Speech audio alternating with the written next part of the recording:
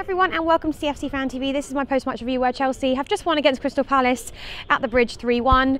Listen guys, they gave me a little bit, I'll go through the negatives first because I want this video to end on a positive note, and how can it not when you just won a game 3-1. There's so many good things to talk about, but I'll say in the first half I definitely did get a little bit worried. I think when you don't start with Hazard, and I guess that was a bit tactical from Sarri because he knew that he was injured this week and didn't want to make that worse. And I fully support whatever Sarri's decisions are in these sorts of games. And I know he's at the start of the season I think he didn't play Hazard for the full 90 minutes because he knew he'd just come back from the World Cup and was tired, and he seems to know exactly what he's doing. So it wasn't that. I just think that you obviously notice the difference in our team performance, not just individuals, but how well we gel together and how well we don't when he's not on the pitch. So it did get me a little bit worried, especially when, well, I suppose we'll talk about Morata's goal first. I thought that was a very good goal.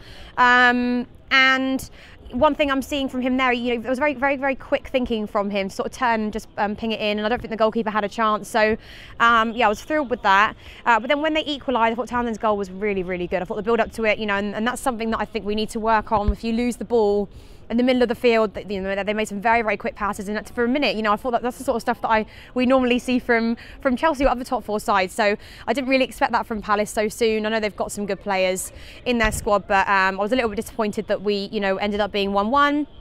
And then, of course, we bring it back. Pedro didn't really get much of a mention in the fan cams. Maybe that's my fault for not bringing him up. But he's a great player for us, Pedro, and I think he's gradually winning fans over. He wasn't a fan favourite when he first came to Chelsea. He hasn't been a fan favourite since then. But I think the quality that he brings to our team, he's definitely one of our fastest players on the pitch, and I do say that very often. But his contribution, again, not only is he a fantastic midfielder, he's also a great goal scorer, and they're the sorts of players that we need. And I think when Pedro got injured earlier this season, we really struggled without him, and that was the reason why I think we couldn't get the win against West Ham, because we didn't have him to bring on, or we didn't have him to feature at all.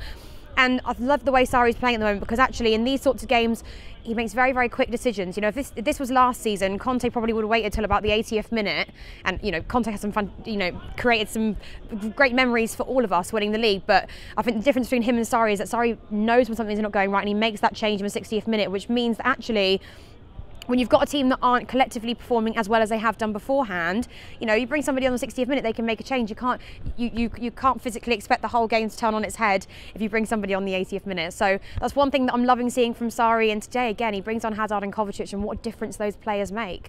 Kovacic is a world-class player. He is probably my favourite signing in the last few years, all bar Kante.